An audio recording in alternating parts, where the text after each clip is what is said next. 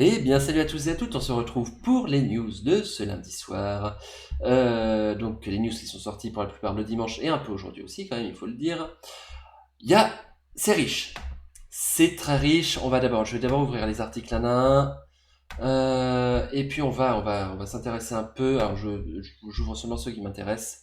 Voilà. On va commencer par le Sunday Preview. Hop. Allez. Non, c'est pas grave. Allez, on va se mettre ça. On va se mettre ça directement. Hop. Alors.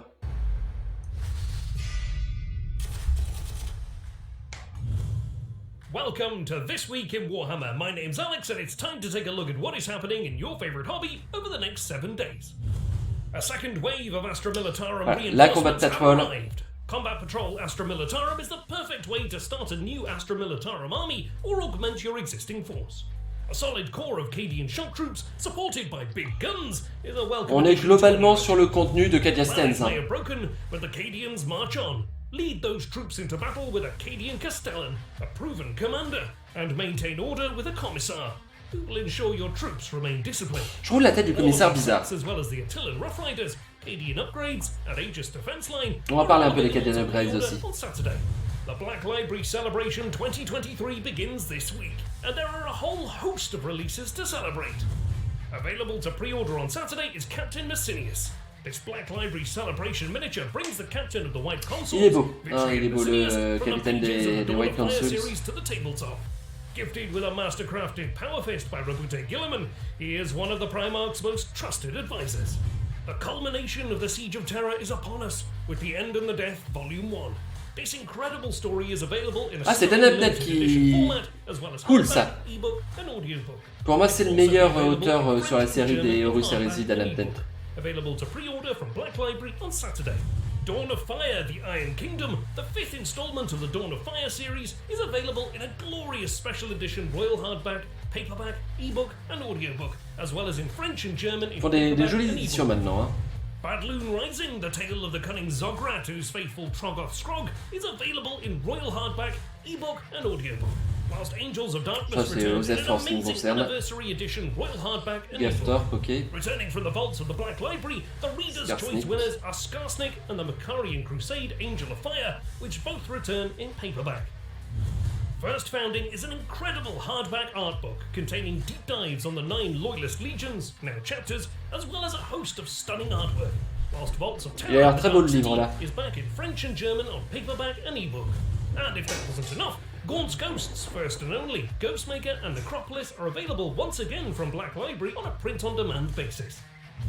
The Black Library Celebration 2023 Donc, is a vous l'avez compris, beaucoup de bouquins hein, sur les news d'aujourd'hui. Workshop web store while stocks last. Available in English, French and German on paperback and ebook. All of these books are available to pre-order from Black Library on Saturday. On Warhammer Plus this week, the Ultramarines clash with the Tyranids in the Battle Report debut of Warhammer 40,000 boarding actions from Arks of Omen Abaddon. Whilst on Masterclass, learn how to get that perfect look of undeath. Bon, là on est sur ce qu'il y a sur Warhammer Plus, pas forcément très passionnant. YouTube, Instagram, Twitter. Ok. Donc, excuse-moi, du coup, fini par moi, j'avais pas vu ce que t'avais dit. Joli tout plein celui-là, le lieutenant. Ouais, le lieutenant il est joli, ouais, j'avoue, le lieutenant il est joli. Nick Kime est très bon aussi. Nick Kime, il a écrit quoi, Nick Kime? Je sais plus. Donc, on revient un petit peu en détail sur tout ce qui est annoncé. La Combat Patrol, pour moi, c'est le même contenu que la boîte Cadia Stens. J'ai la boîte Cadia Stens à porter ici. Alors, moi, bien sûr, le Codex Collector. Il en a écrit beaucoup. Oui, j'avais compris que c'était en auteur, oui. Parce que, donc là, le Combat Patrol. Tiens, ça, on va pouvoir débrancher ça, oui, tout à fait. Hop. Voilà. Hop. 20 Cadian Shock Troop. Unleash Mechanized Firepower, une sentinelle et deux batteries. là-dedans, ce que j'ai des chocs troupes, j'ai un Castellan. J'ai pas de commissaire par contre. Il n'y a pas le commissaire. C'est la seule différence, je crois, entre les deux. Parce que j'ai l'équipe d'artillerie, j'ai la sentinelle. Oui, non, c'est le même contenu avec un commissaire en plus en termes de troupes. Encore que le commissaire, je suis pas sûr. Non, il est pas dedans. En fait, non, c'est exactement la même chose. Donc, la boîte Astra Militarum, c'est vraiment Kaja Stands sans le codex collector. Le Castellan cadien, il est très très beau, je trouve. Il est vraiment très très sympa. Le commissaire, moi j'ai du mal avec le commissaire. Vraiment, pose très statique, tête chelou. On a l'impression que sa casquette écrase sa tête en fait. Non, je suis vraiment pas fan de ce commissaire. Pourtant, les commissaires en général, moi, c'est des figurines qui à chaque fois me parlaient de ouf. Ma première figurine 40K, c'était un seigneur commissaire. Le seigneur commissaire à la casquette qui tient son pistolet bolter. Non, lui, j'accroche pas du tout. Alors, les Warfighter, les Attilan Warfighter. Il y a du charisme. Il y a du charisme. Je suis toujours pas convaincu par le concept de chevalier, enfin de cavalier. Le concept de cavalier futuriste, il est sympa. Le concept de cavaliers futuristes qui ont des grenades au bout de leur lance, un peu plus de mal. Mais on va revenir un peu plus en détail sur les Attilan Rough Rider. Un peu anachronique quand même. Ouais, mais pas tant que ça. Quand tu regardes, t'as beaucoup de forces armées qui encore aujourd'hui entretiennent des forces montées. Hein. Que ce soit la police montée canadienne, que ce soit... Alors certes, on est plus sur du maintien de l'ordre que sur du conflit armé. Et encore, je crois qu'il y en a certaines qui quand même ont cette partie-là, conflit armé. Les upgrades cadiens. Beaucoup de choses, beaucoup de trucs assez sympas, des petits détails genre le petit jerrycan, les petits bandages, là la poche de sang, un caillou, je sais pas, la tombe improvisée que je trouve vachement sympa, voilà des sacs, des couteaux, les cordes, plein de petits détails assez sympas, des poses originales aussi, avec l'épée énergétique. Pour maintien de l'ordre, oui, mais forces armées. Je crois que dans certains pays, il y a un jeu, j'y mettrai pas ma main à couper, mais il me semble qu'il y a. Ici, vous avez, voilà, ils sont en mode, dans ce cas, réparation. Là, avec un soldat blessé, un officier. Non, il y a vraiment des trucs sympas. Je sais pas combien ils vont le faire. J'ai peur que ce soit cher, mais en vrai, je m'en prendrais bien. Hein. Des upgrades Kadja, je m'en prendrais bien. Bon, la ligne de défense Aegis, on rompiche. Hein. Franchement, on s'emmerde un peu sur la ligne de défense Aegis. Alors certes, c'est jamais quelque chose d'extraordinaire, mais c'est boring. Le Captain Messinus, qui est vachement sympa, des White Consuls, qui est cool avec son gantelet énergétique. Ils ont réussi à... Alors, on sent quand même que, même pour Heavy Metal, hein, le blanc, pas facile à travailler. On le sent. On sent que c'est un petit peu épais la couche. Mais ça reste quand même très très très très correct. Le weathering est très bien fait, je trouve, par contre. Le weathering est vachement sympa. D'ailleurs, le weathering me gêne un peu avec l'état de l'arme qui est super, qui est super propre, qui est super clean. Donc voilà. Et ensuite, on arrive sur les bouquins. Alors là, il est super bien fait. Ouais, non, le weathering, il est vraiment super bien fait. Il est pas outrancier. Il est discret, mais on le voit quand même. Non, il est super quali, le weathering. Euh, Là, on arrive sur la partie bouquins. Je vais pas trop commenter parce que bon, bah, les bouquins, voilà, ça c'est. Alors, on peut quand même parler de la. Ils sont beaux. Ils sont beaux, c'est des beaux objets. Voilà, si vous voulez vous faire plaisir, éventuellement, pourquoi pas. C'est des beaux objets. Est-ce que ça vaut le coup? J'en sais rien. Mais voilà.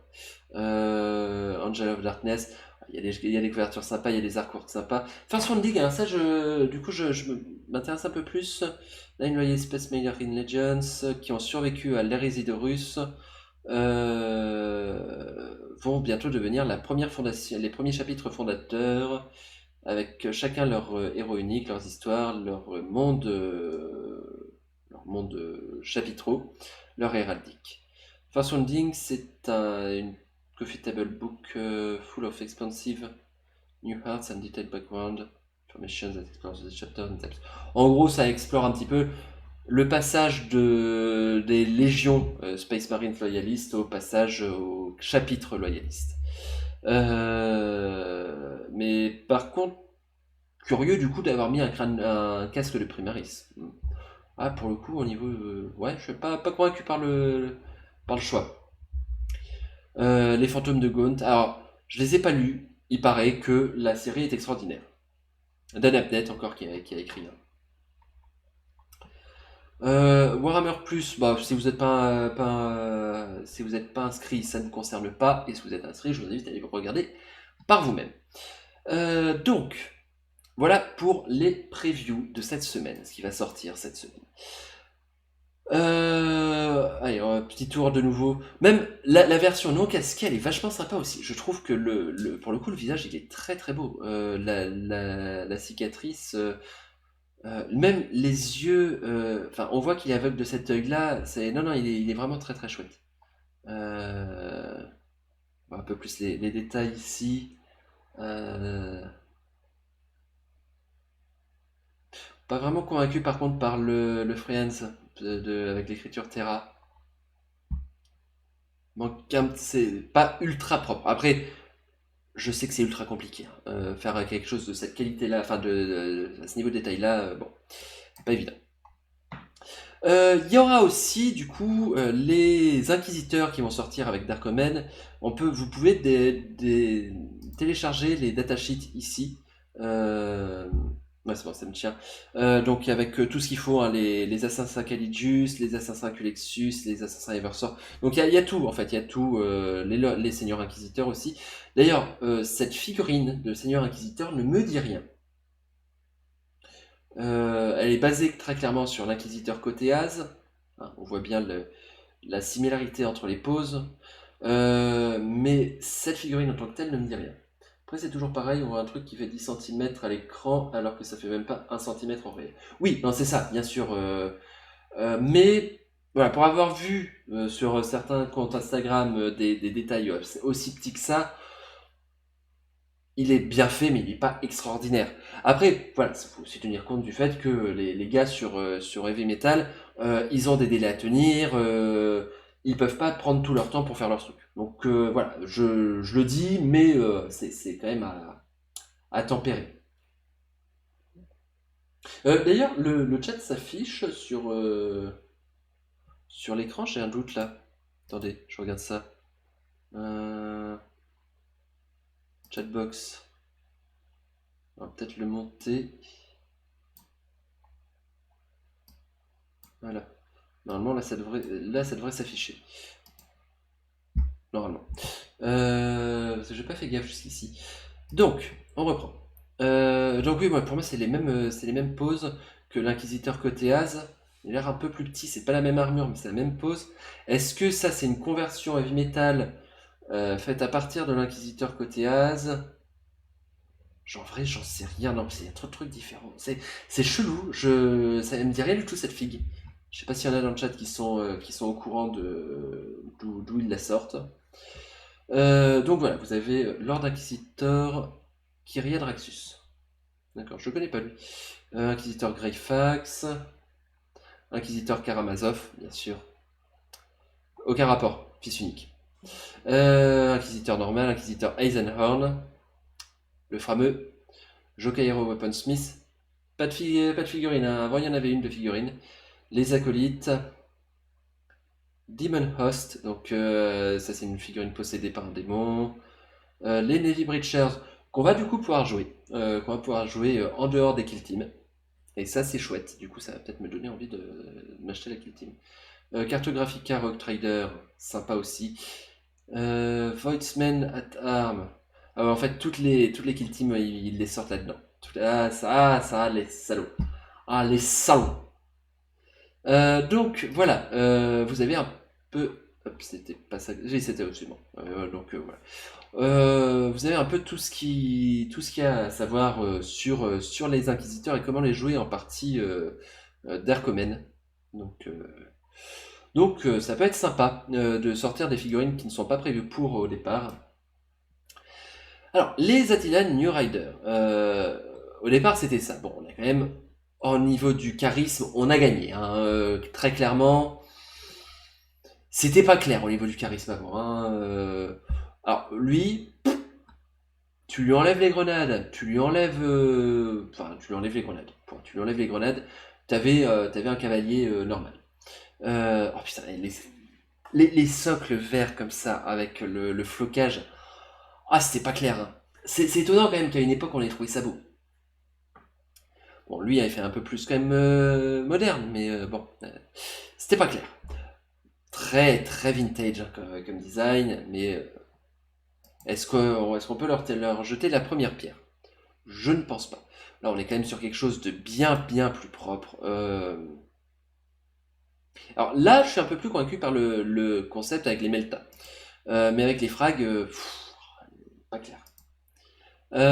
Mais en attendant, au niveau du design, ils sont assez sympas. Au niveau du concept, je vous ai dit, j'ai plus de mal. Puisque donc on aura deux options d'équipement pour ces Rough Riders. On aura donc la Hunting Lance avec la grenade frag au bout. Donc avec force de l'utilisateur, AP-1, donc pénétration d'armure 1 de dégâts, avec une capacité, donc à chaque fois qu'une attaque est faite avec ce profil d'arme, un lancer réussi va faire deux coups supplémentaires. Donc, sympa contre de l'infanterie peu protégée, a priori, hein, ça va être le but. Contre de l'infanterie peu protégée, du véroleux typiquement, enfin, pour harceler une avant-ligne adverse ou harceler un peu les flancs adverses avec du scout Space Marine, enfin ce genre de choses, ça peut taper dessus. Le deuxième, la Melta Type, qui elle pour le coup va être beaucoup plus contre les cibles blindées, puisque plus 2 en force, moins 4 en pénétration d'armure, 3 dégâts. On est sur un truc qui commence à être un petit peu vénère quand même. Hein, même 3 dégâts, même un Dreadnought, il se prend une charge de ça avec les Melta Types. Ah, ça lui fait pas du bien, je pense. Hein. Alors, je sais plus à combien ils sont en capacité de combat, mais ça peut potentiellement faire un petit peu de dégâts.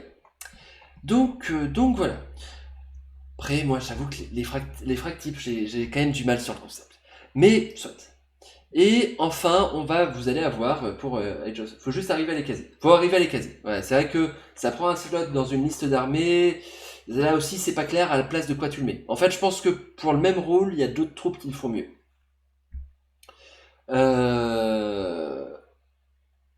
Pour les joueurs d'Age of Sigmar, moi Age of Sigmar c'est pas ma cam vraiment.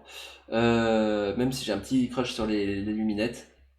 Vous avez les Caradron Overlords avec le nouveau Battle Tom et cette figurine qui est quand même charismatique. Faut dire ce qui est. On est quand même sur une figurine du charisme, un gros nain bien vénère qu'on pourrait facilement, je pense, convertir en Votan. Hein. Ça se convertit très facilement en Votan, ça. En plus, on voit, il a déjà une arme à feu. Franchement, ça passe en Votan. Hein. S'il y a des gens qui... Alors, s'il y a des gens qui sont convertibles en Votan... qui sont convertibles en Votan... S'il y a des gens qui sont chauds de convertir ça en Votan, moi j'aimerais bien que vous me montriez ça soit sur le Discord, soit vous me mettez le lien vers votre Instagram en description de la vidéo, enfin en commentaire de la vidéo. Moi ça me plairait bien. Bon, ok, ils ont ressorti le livre des rancunes. Complètement. On est complètement sur un livre des rancunes. Alors, c'est pas un livre des rancunes, c'est le code. Mais pareil, hein, le truc code en Votan, ça passe avec le lore. Hein. Non, c'est... En vrai, ça passe complètement pour du Votan. Donc, voilà les news de ce lundi. Hein. On voit un petit peu ce qui va se passer pendant la semaine. Il y a quand même des trucs plutôt sympas hein, qui vont sortir cette semaine. C'est surtout pour l'Imperium, hein, l'Imperium qui est toujours bien gâté. Quant à ce qu'on verra du Xenos, je sais pas. Si, ils ont prévu, je crois, entendu parler d'une future sortie Votan, une nouvelle fournée Votan, avec un addendum sur le codex, donc à suivre de près. Également des rumeurs insistantes quand même sur la V10 de Warhammer qui sortirait en juin. Et qui ferait revenir Lionel Johnson, Primarque des Dark Angels, donc avec une boîte. Alors, pour l'instant, il n'y a rien de sûr sur la boîte, hein. Je ne dis pas que Lionel Johnson sera dans la boîte. Moi, je mise un petit billet dessus, mais c'est purement spéculation personnelle. Donc, retour de Lionel Johnson en figurine, ça c'est quasiment sûr. La boîte Dark Angel contre Tyrannide avec un nouveau héros Tyrannide, un nouveau seigneur Tyrannide. Je crois que il va s'appeler le Apex Swarmlord, un truc comme ça. Donc le seigneur des essaims Apex. Vraiment, par mon avis, on va être sur un truc bien bourrin, grosse figurine bien comme on aime. Moi, spéculation personnelle, va y avoir une boîte collector sur la V10 où d'un côté on aura Dark Angel, ok, mais lui dans la boîte, j'y crois pas. Attends. Moi je te dis, spéculation personnelle, enfin, encore une fois, il n'y a aucune rumeur qui va dans ce sens pour l'instant. C'est ma spéculation personnelle. On va avoir une boîte collector dans laquelle on aura le Swarmlord Apex et Lionel Johnson, en plus du contenu classique des autres boîtes. Là, tu penses qu'ils vont faire une boîte Tyrannide, une boîte Space Marine. Ou, j'avoue que c'est pas idiot ton hypothèse. Une boîte, je sais pas. Mais je verrais bien quand même Lionel Johnson et le Apex sortir vraiment pour la V10 sur des boîtes spéciales V10. Mais voilà, c'est ma théorie personnelle. En attendant, YouTube, on va se quitter ici pour cette vidéo. J'espère qu'elle vous aura plu. Si c'est le cas, n'hésitez pas à commenter, n'hésitez pas à lâcher un petit pouce bleu et à vous abonner à la chaîne. Et moi, je vous dis à toutes et à toutes, bonne journée. Salut!